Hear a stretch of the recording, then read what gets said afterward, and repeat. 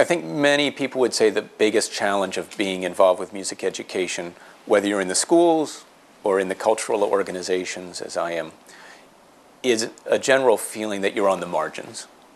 You know, that music education is never the central activity at school.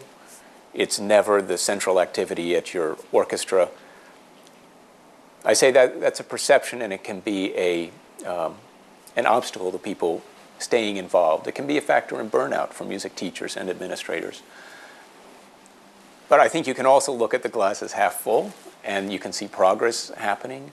Certainly, the education department here at the Philharmonic has moved much more centrally into the orchestra's mission.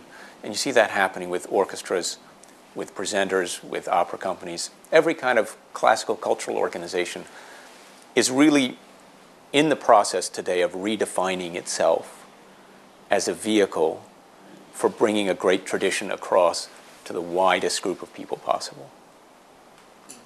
We were all founded, the older organizations were all founded on a subscription model. There were a certain number of privileged and educated people who wanted to have this art form available to them, be it opera or orchestra or a museum.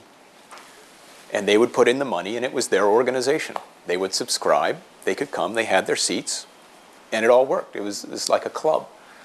In this day and age of public funding and of corporate funding and a corporation needing to see an outcome, and I think also in a day where we just think more broadly about the benefits of the art we enjoy, that's not the model anymore. The model now is that we are publicly funded nonprofit organizations that have a responsibility to the art form and to the public at large. And we're all about bringing those together. So I think the challenges to being in music education, to return to that point, are becoming less, and the rewards are becoming more. In New York City public schools, similarly, arts education has been struggling for decades with tremendous challenges of being unfunded, of being in competition with high-stakes testing for math and for literacy that encourage principals to focus only on that for their students. The struggles go on, and it will never end.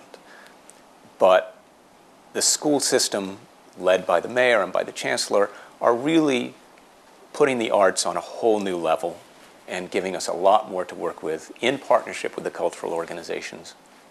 It's actually a very exciting time to be involved in music education, whether you're in the schools or in the culturals.